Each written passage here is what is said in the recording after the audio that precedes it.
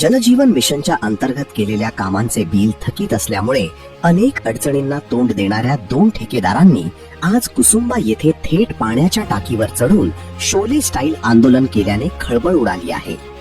गेल्या सुमारे 2.5 वर्षांपासून या कामांचे देयक मिळत नसल्यामुळे सदर दोन्ही ठेकेदार आणि त्यांच्या कुटुंबियांना अनंत अडचणींना सामोरे जावे लागत आहे. तसेच या प्रकरणी पाठपुरावा करून देखील काहीही उपयोग होत नसल्यामुळे त्यांनी हा टोकाचा निर्णय घेत आपली निकराची लढाई सुरू केली आहे. तर या लढाईत त्यांचे कुटुंबीय देखील सहभागी झाले आहेत. यामुळे आता जलजीवन मिशन खात्याचे स्थानिक अधिकारी या प्रकरणी काय भूमिका घेणार याकडे सर्वांचे लक्ष लागले आहे. मी सुनंदा सुभाष बोलतोय. आमच्या घरी 6 टाके केलेले येतील आणि ते आम्हाला पैसे देत नाही. माझा माणूस जाऊन जाऊन टपून गेला त्यांच्याकडे. उद्या देता काल दिन देता असं सांगतात ते.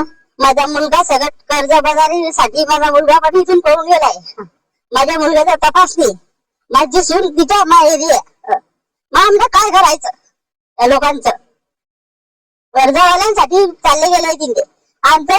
जोपर्यंत आम्हाला पैसे भेटणार नाही तोपर्यंत आम्ही इथून जाणार नाही आणि त्यामुळे आम्ही आमच्या जीवाचं बी काही बरं वाईट करून बसू. याला फक्त मनोज बिहारीच गुन्हेगार आहे. किती दिवसापासून फिरताय? आम्ही 2-2.5 वर्षापासून फिरले.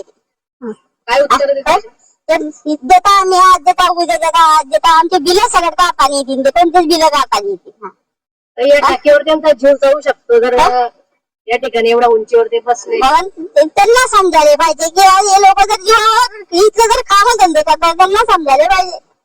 आज आम्ही सगळी इकडून तिकडून दागिना मोडून मारून तिथे लेबर पेमेंट दिले आम्हाला. काय करायचं मग आम्ही? काय करायचं? आम्हाला जीव द्यायचीच काय आली, दुसरं काहीच नाही आली. नाव सांगा आपलं. सुनंदा सुभाष सोनवणे.